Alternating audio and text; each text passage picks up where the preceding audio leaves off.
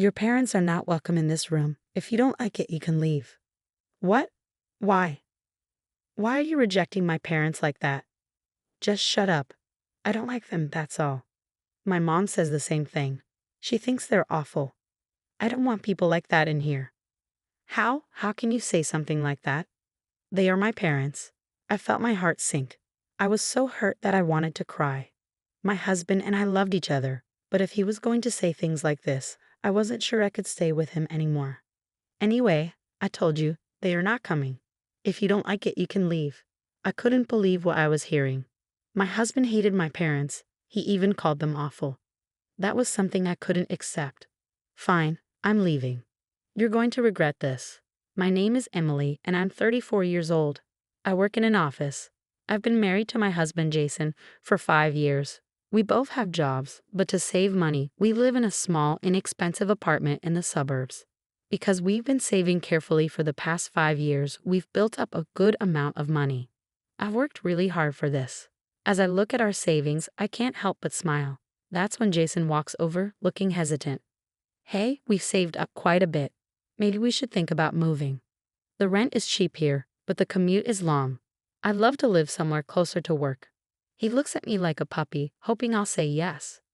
I had originally planned for us to save a little longer, but I understand what he means. Right now, it takes 50 minutes to get to work. On days when I work late, I don't get home until very late at night. After that, I still have to cook and do laundry, so I always end up going to bed exhausted. This really isn't a healthy way to live. When I was younger, I didn't mind using my commute time for reading or listening to music. But now that I'm in my 30s, long commutes feel more tiring than enjoyable.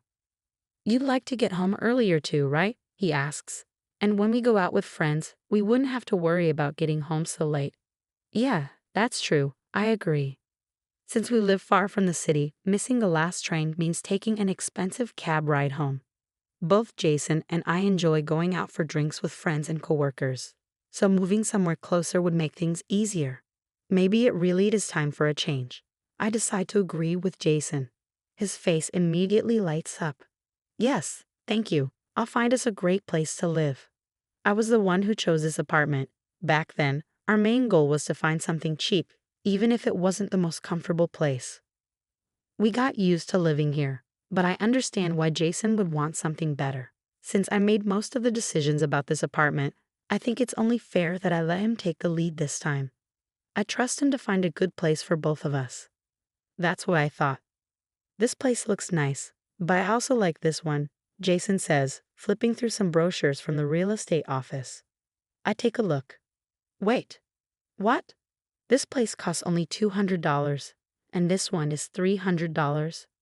That's way too cheap. That's not even enough for a decent one-bedroom apartment. I take a closer look. Jason, don't you think these places are a bit too expensive? The brochures show apartments costing $2,000 to $3,000 a month.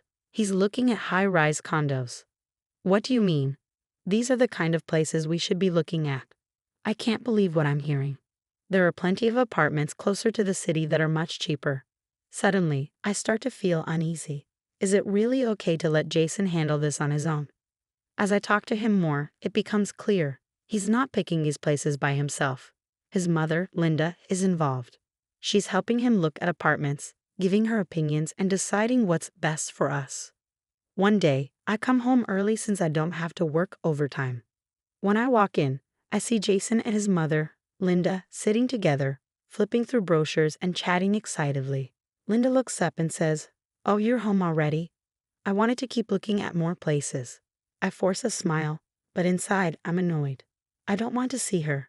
Linda and I don't get along. She makes snide comments and always tries to control everything. I head to my room, put down my bag, and change my clothes. As I do, I hear Linda saying goodbye at the door. "See you soon, Jason." It seems like she comes over when I'm not home. Since I work overtime more than Jason, I guess this has been happening a lot. But why is she even involved in choosing our apartment? Is she planning to move in with us? No way. I have to stop that at all costs. Even though I originally said I'd let Jason decide, I don't think I can agree to a place with such an expensive rent. Sure, I tend to be more careful with money than some people. But that doesn't mean we should throw away our savings on a place we can't afford. Jason, however, doesn't seem worried at all. He keeps looking at these high-priced apartments. Oh, this one looks perfect. It has everything we need, and it's not too expensive. He grins and waves the brochure excitedly. I take it from him and check the rent. $3,000 a month? How is that not too expensive? I've never lived in a place this pricey before. Is it really worth it? I hesitate. Hey, don't you think this is a little too much? What? No, we can afford it. We have our savings. Yeah, but look at everything this place offers. It has great security, an amazing location, a supermarket nearby, a post office, and even a bank. It's big too. When you consider all that, the price is actually pretty reasonable. He sounds like a real estate agent trying to sell me something.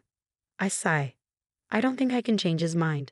In the end, I give in to his enthusiasm, and we sign a lease for the new apartment. And that's how our life in the high-rise condo begins.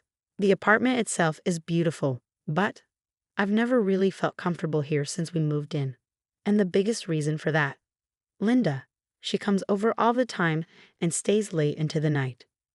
Jason, I made steak and fries for dinner. Yes, my favorite. Thanks, Mom. I also made my special soup. Let me know if you want more. She moves around the kitchen like she owns the place, using all the appliances as if they were hers. And just like that, our new home doesn't feel like mine at all. Oh, I haven't made any for you, Emily, so you can cook your own food. Linda glares at me as she says this. No problem, I don't want to eat your cooking anyway. But the pans, knives, and cutting boards she used are left in the sink. Why do I have to start my time at home after work by doing all the dishes? I almost say something, but I know it will only make things worse, so I stay quiet and head to the sink. It's so frustrating. It seems like one of the reasons Linda comes over so often is to show off our new high-rise condo to her neighbors.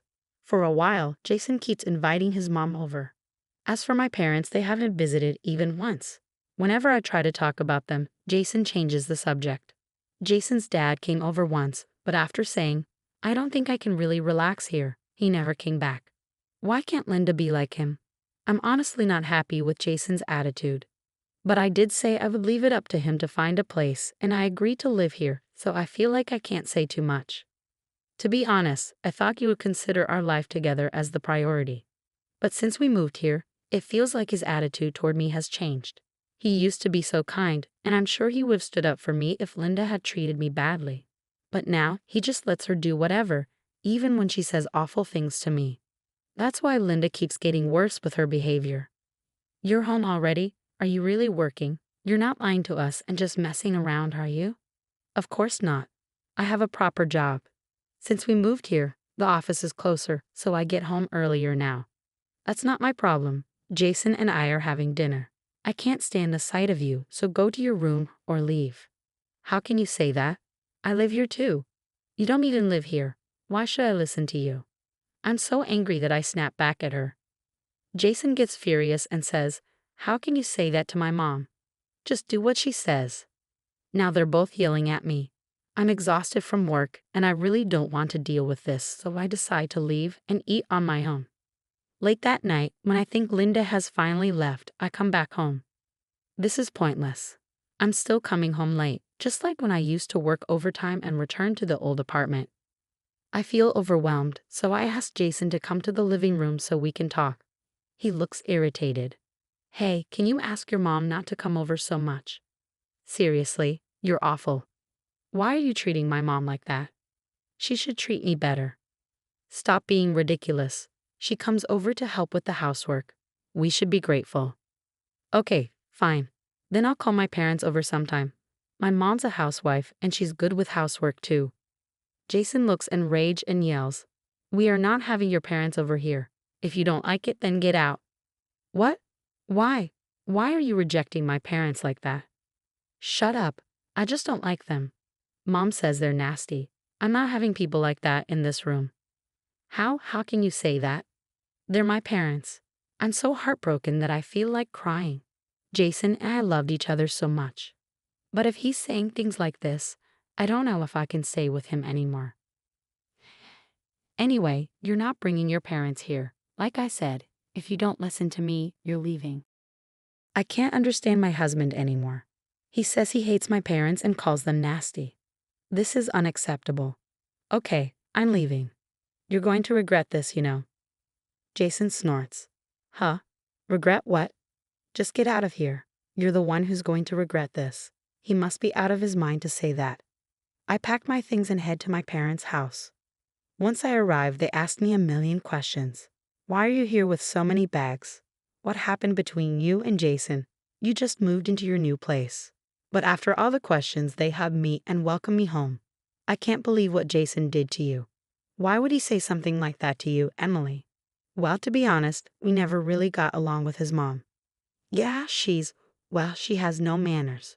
But for something like this, I think you need to talk it through with him. Emily, we're going to talk to Jason. What? We're going to speak to him. With that, Dad drives Mom and me back to the condo. I'd only been living here for 2 months, but now I'm coming back. We get to the condo, I take the key, get in the elevator, and go up to the 15th floor. I unlock the door and step inside, but something feels off. I see a woman's coat on the floor. Whose coat is that? I rush inside and open the living room door. There, I see my husband and an unfamiliar woman, completely naked and in the middle of their intimate moment. I stand there frozen as the door is wide open and they both scream. What are you doing? Emily? What? Why are you?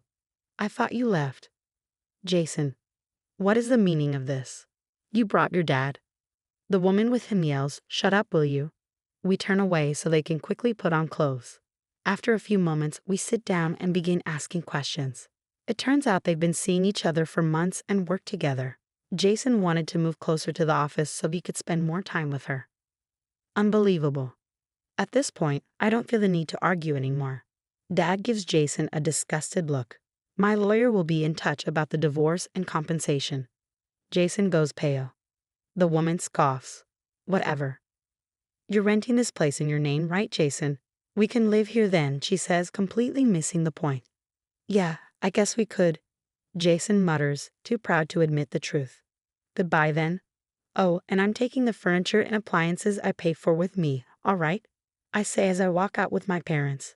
A few days later, I arrange for a moving company to get my things, and I officially leave the condo. I file for divorce and compensation from both Jason and his girlfriend through my lawyer. At first, Jason refuses to pay, but my lawyer is top-notch. In the end, he has no choice but to agree to my terms. A month later, I get a call from an unknown number. I pick up, and it's a familiar voice. Linda. Emily, I'm so glad you picked up. Linda. Why are you calling me? Oh, I wanted to say I'm so sorry. I had no idea you were the one paying most of the rent for the condo. I want to apologize. Please come back. Jason can't afford the rent now, and he might get kicked out. His new girlfriend quit her job and doesn't do any housework. She doesn't listen to me, and the other day she almost slapped me. It was terrifying. I realized things were so much better when you were here. Her words make me feel sick. She just wants to have things her way. Sorry, that's not my problem. You figure it out. Goodbye. Wait, please. I hang up and immediately block her number. According to a mutual friend, Jason couldn't afford the rent and had to move out. As a result, his girlfriend dumped him too. Linda had been bragging to her neighbors about her son's life in a fancy condo. But when they found out I had been paying most of the rent and that Jason had to move out so soon, they all started laughing at her. Nobody takes her seriously anymore. Now she barely leaves her house. She got exactly what she deserved. As for me, I've moved into a small apartment, living a simple life. I'm saving up again, and it's adding up to a decent amount. I might even be able to retire a little early. I wonder why do some people pretend they earned everything on their own when it was really their spouse who made it all possible? Jason should have been grateful. In any case, I'm so glad Emily got to leave her awful ex-husband behind. I hope she meets someone so much better in the future. Thanks for sticking around until the end. Please subscribe to our channel if you enjoyed this video, and we'll see you in the next one.